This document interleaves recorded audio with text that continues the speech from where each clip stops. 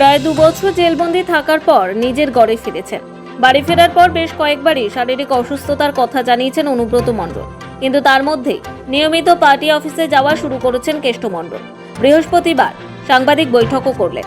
সেখানে মেয়ের কথা উঠতেই বাবা অনুব্রতর গলায় ধরা পড়ল আক্ষেপের সুর। শীঘ্রই অনুব্রত চিকিৎসা করাতে কলকাতায় আসবেন বলে খবর। কলকাতায় মমতা বন্দ্যোপাধ্যায়ের সঙ্গে তার সাক্ষাতে জল্পনাও চলছে। তিনি কি দেখা করতে যাবেন? জবাব দিতে গিয়ে মেয়ের প্রসঙ্গ টানেন অনুব্রত। আমার নিজের চিকিৎসা করতে যাবে এখন, তবে যাওয়া উচিত আমি মনে করি। মেয়ে আমার সন্তান, তাকে 16 মাস জেল কাটানো হয়েছে। নেতা নেত্রী তো নয়, সাধারণ বাড়ি। যাক, ঈশ্বর, আমি এমন কিছু অন্যায় করেছিলাম ঈশ্বরের কাছে, তার পাপ শাস্তি পেয়েছি, সবাই মিলে একসঙ্গে চলে। বীরভূমের রাজনীতিতে আবারও কি চেনা ভঙ্গিতেই দেখা যাবে তাকে?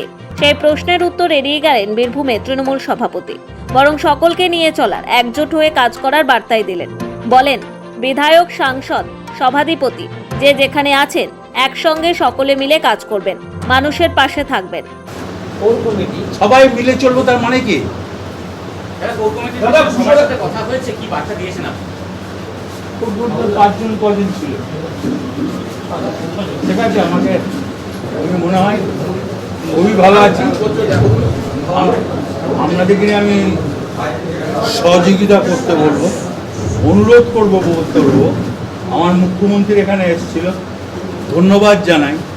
সব ধরনের মানুষ সাহায্য করুন, বন্যার ক্ষেত্রে, সারদার পুজোর ক্ষেত্রে। অভিষেক ব্যানার্জি এই বার্তা গোটা পশ্চিমবাংলার মানুষ, সবাই, গোটা বীরভূম জেলার মানুষ, যে যেখানে আছে, এমএলএ, লিডার, সভাধিপতি, সবাই একসঙ্গে মিলে কাজ করে আর মানুষের পাশে থাকবে। সবাই একসঙ্গে মিলে কাজ করে আর মানুষের পাশে থাকবে। আগামী দিনে কর্মসূচি কি কি হবে? কর্মসূচি কি কি থাকছে? এখন তো এই বর্ষা, পুজোটা যাক, কালী পুজোর পর, দিওয়ালির পর ব্লকে ব্লকে যাবো, মিটিং করবো। কালী পুজোর পর থেকে সক্রিয়। লাভপুর ভাসছে, কিন্নার ভাসছে সাধারণ মানুষ। শারদিয়ার সবাইকে শুভেচ্ছা। মা শারদিয়া যেন সবাইকে নিয়ে চলে, বন্যা বন্ধ করুন। কৃষিতে কত ক্ষতি হয়েছে বলো তো? কৃষিতে কত ক্ষতি হয়েছে দাদা? 2 বছর পর আবার ফিরলেন। কৃষিতে কত ক্ষতি হয়েছে।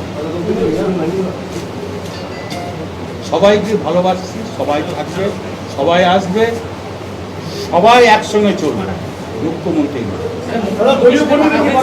অভিষেকের নির্দেশ। 2022 সালের অগাস্টে বাড়ি ছেড়েছিলেন। আইন আদালত জেল করে কেটে গিয়েছে 2 বছর।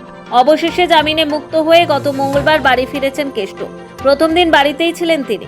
সেখানে প্রিয়জনদের সঙ্গে দেখা করেন আর বিশ্রাম নেন। বুধবার দলীয় কার্যালয়ে গিয়েছিলেন তিনি।